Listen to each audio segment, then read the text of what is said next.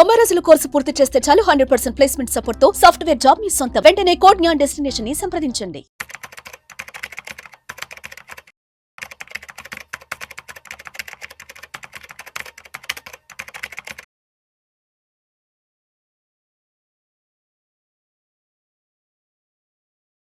నమస్తే, నేను మీ Revanth Chalamala. So the most common question, sir మా ఇంటి ఈఎంఐ త్వరగా తీర్చేయాలి, సో త్వరగా తీర్చేయడానికి ఏదైనా మార్గం ఉందా? నాకు వచ్చేటువంటి బోనస్లు కావచ్చు, లేకపోతే ఇయర్ ఆన్ ఇయర్ నాకు శాలరీ పెరుగుతుంది కదా, స్టెప్ అప్ చేసుకుంటూ నేను నా ఈఎంఐని పెంచుకుంటూ వెళ్తే ఒక 15 సంవత్సరాల్లోనే నా ఈఎంఐ కూడా క్లియర్ అయిపోతుంది కదా. సో ఇట్లాంటి క్వశ్చన్స్ చాలా ఉన్నాయి. Is there any other way? So basic ఇట్లాంటి ప్రశ్నలు చాలా ఉన్నాయి. సో ఇక్కడ ఒక చిన్న విషయం మనం అర్థం చేసుకోవాలి. సో హోమ్ లోన్కి సంబంధించి అది one of the lowest interest rate. అసలు ఫస్ట్ థింగ్, అసలు హోమ్ లోన్ తీసుకునేటప్పుడు అంటే ఇల్లు కొనేటప్పుడు అది మనం ఎఫర్ట్ చేయగలుగుతామా లేదా అంత ఎనలైజ్ చేసిన తర్వాత ఎస్ స్టిల్ మనం ఇంకా దాన్ని ఎఫర్ట్ చేయగలుగుతాము అని కన్ఫర్మ్ అయితేనే, కన్ఫర్మ్ అయితే మీరు వెళ్ళొచ్చు. సో బేసిక్గా ఆ హోమ్ లోన్కి వెళ్ళిన తర్వాత ఎర్లీగా తీర్చాలా లేకపోతే దానికి ఏదైనా మెథడ్ ఫాలో అవ్వాలా? సో దీన్ని కూడా ఒకసారి డీటెయిల్డ్గా బోర్డు మీద ఎక్స్ప్లెయిన్ చేసే ప్రయత్నం చేస్తాను. సో ఫర్ ఎగ్జాంపుల్, మనం ఏ ఇల్లు అయినా సరే ఒక 20 సంవత్సరాల కోసం తీసుకుంటాము.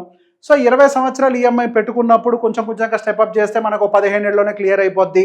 ముందు నాకు ఈఎంఐ క్లియర్ అయిపోతే మనసంతా ప్రశాంతంగా ఉంటుంది, ఎటువంటి బర్డెన్ ఉండదు. ఎస్, మనసంతా ప్రశాంతంగా ఉంటుంది, ఎటువంటి బర్డెన్ ఉండదు. కానీ దాంతో పాటుగా మన దగ్గర మరి కొంత అసెట్స్ని కూడా బిల్డ్ చేయడం కూడా ప్యారల్గా చాలా ఇంపార్టెంట్. కాబట్టి మనము హోమ్ లోన్ని పే చేసుకుంటూ ప్యారలల్గా ఏదైతే హోమ్ లోన్ యొక్క వడ్డీని లూజ్ అవుతున్నామో, సో అందరికీ ఉండే ప్రాబ్లం కూడా అదే కదా, హ్యూజ్ ఇంట్రెస్ట్ పే చేయాలి.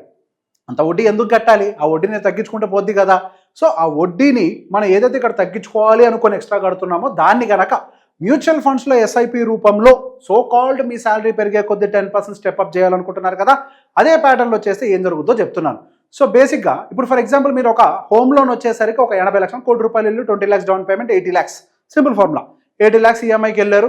సో మనం 20 years టెన్యూర్లో పెట్టుకున్నాం. దానికి గాను ఈఎంఐ మనకి ₹73,000 వచ్చింది. దీనికి సింపుల్, ఈ ₹73,000 కేవలం 10% అంటే ₹7,300 మాత్రమే మీరు ఫస్ట్ ఇయర్ నుంచి మీ ఎస్ఐపిని స్టార్ట్ చేయొచ్చు.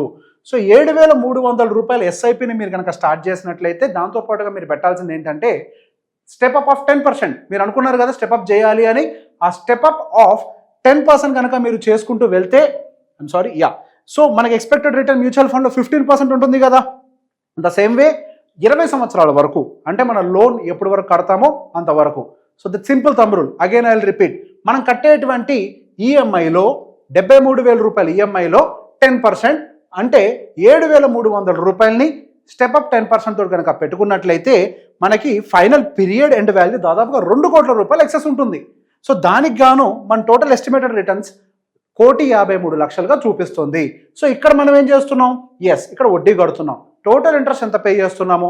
₹80 లక్షల లోన్కి ₹95 లక్షల ఏమో ఇంట్రెస్ట్ని పే చేస్తున్నాం. కానీ ఇక్కడ దానికి కౌంటర్గా ఒక 10% ఎస్ఐపిని స్టార్ట్ చేసి మనము ₹1,53,00,000ని దాదాపుగా మనం ఇక్కడ దాన్ని మళ్ళీ తెచ్చుకుంటున్నాం. అంటే కట్టిన దానికంటే ఎక్కువ రిటర్న్స్నే తెచ్చుకుంటున్నాం. ఇంత ఫైనల్ ఇయర్ ఎండ్ కార్పస్ మన దగ్గర ఒక ₹2 కోట్ల ఉంటాయి. సో ఇల్లు ఒకటి 20 సంవత్సరాలకి మనకి ఈఎంఐ పూర్తయితే సరిపోతుందా? లేదు, దానికి కూడా కొన్ని అవసరాలు ఉంటాయి. అవసరాలకి మీరు ఆ తర్వాత లైఫ్ లాంగ్ అవసరాలకి కార్పస్ని యూజ్ చేయడానికి పనికి వస్తుంది. సో అగైన్ ఇక్కడ 10% అన్నదాన్ని ఒక 50 lakhs కూడా ఎక్స్ప్లెయిన్ చేసే ప్రయత్నం చేస్తాను.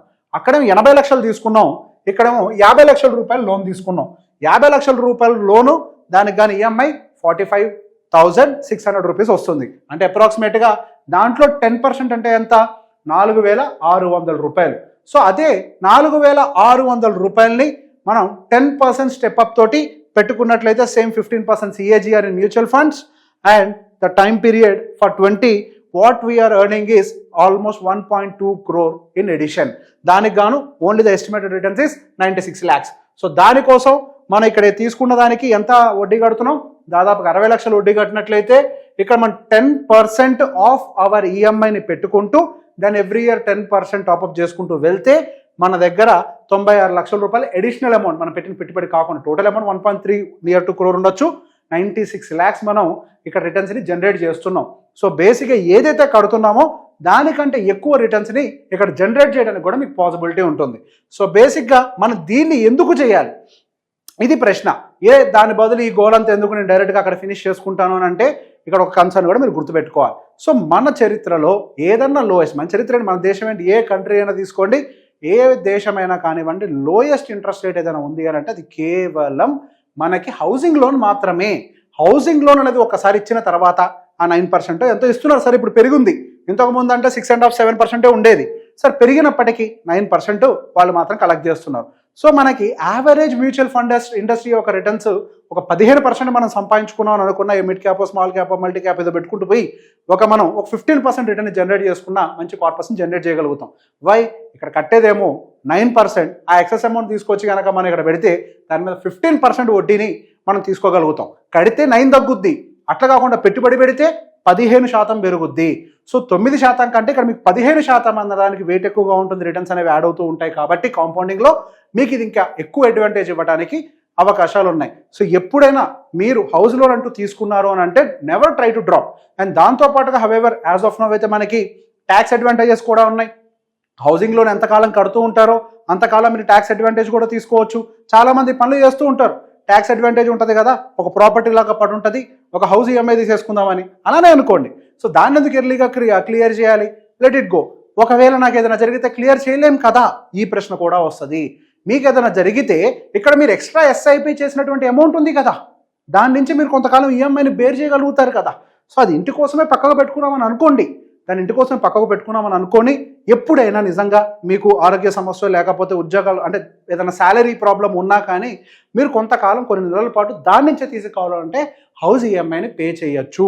మీకంటూ నిజంగానే ప్రాబ్లం వచ్చింది అని అంటే నార్మల్గా ఉన్నా పే చేయలేరు, దాని బదులు ఎక్సెస్ పే చేసే బదులు అట్లీస్ట్ ఇక్కడ సేవింగ్స్ అనే పక్కకు పెట్టుంటే you will have a corpus.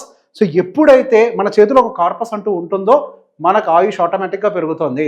ఇక్కడ బేసిక్గా మనిషికి అదేంటి అమృతం అంటారు చూసారా, every one knows having a lot of financial corpus, అదే అమృతం. అది ఎంతమంది దగ్గర ఉంటుందో వాళ్ళందరికీ ఆయుష్ పెద్దగానే ఉంటుంది. సో బేసిక్గా ఇక్కడ ఫైనాన్షియల్ కార్పస్. హవెవర్ ఒక ఫిజికల్ అసెట్ని బిల్డ్ చేసాం, దాంతోపాటుగా ప్యారలల్గా ఫైనాన్షియల్ అసెట్ని కూడా బిల్డ్ చేయగలిగితే మన దగ్గర డబ్బులు ఉంటాయి, ఆస్తి ఉంటుంది. రెండు ప్యారలల్గా మెయింటైన్ చేయగలిగితే మనం ఫ్యూచర్లో సెక్యూర్గా ఉండడానికి మంచి అవకాశాలు ఉంటాయి.